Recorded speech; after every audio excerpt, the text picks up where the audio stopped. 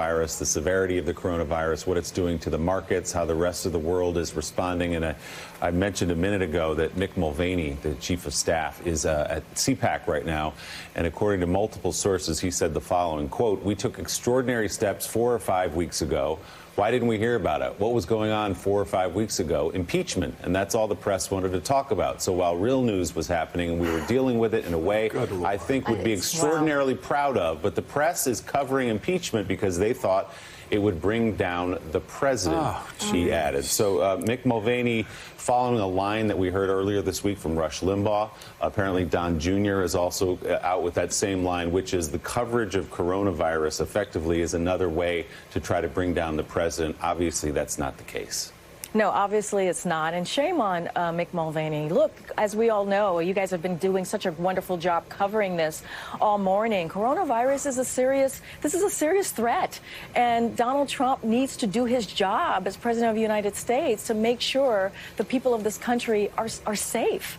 And it doesn't seem like he has a grasp on that. He's too concerned, just like with impeachment, just like the way that he basically committed a crime and believes that he is above the law, only cares about himself. And there's just too much on the line for this. There's people's lives on the line. And Republicans cannot do this. They cannot make this about politics. They cannot make this about Donald Trump, loyalty to Donald Trump. It has to be bipartisan effort here to make sure that we move forward in a way so that people are safe as this is becoming a greater epidemic. And what a disgraceful thing for Mick Mulvaney to say.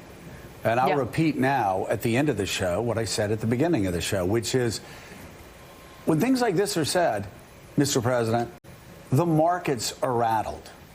When things like this are said, investors understand that you and the people around you are still acting like clowns, that you're taking a possible pandemic that could ravage global trade and America's healthcare system.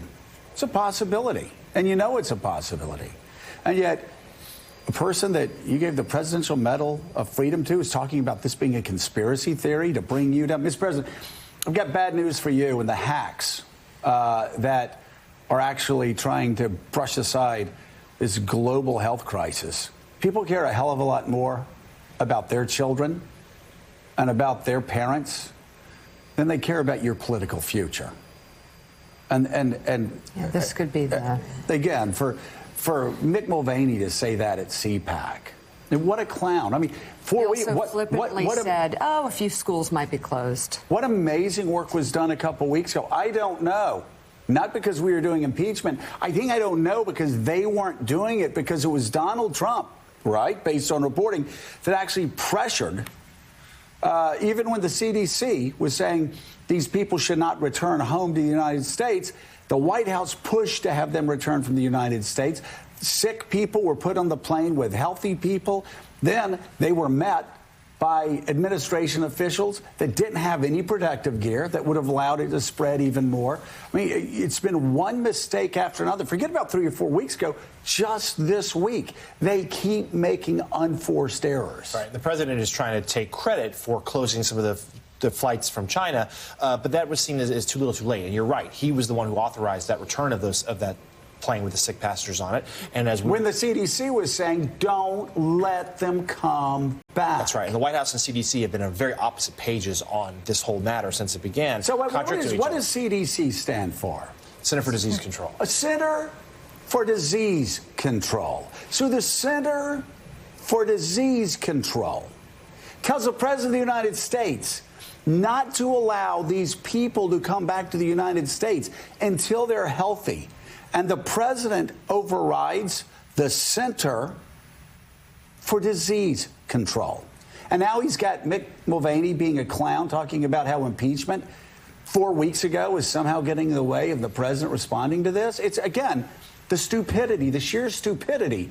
Actually, in this case, stupidity can kill. And the president also, as we discussed earlier, was slow to speak out on this because he didn't want to upset Xi Jinping during Chinese trade talks.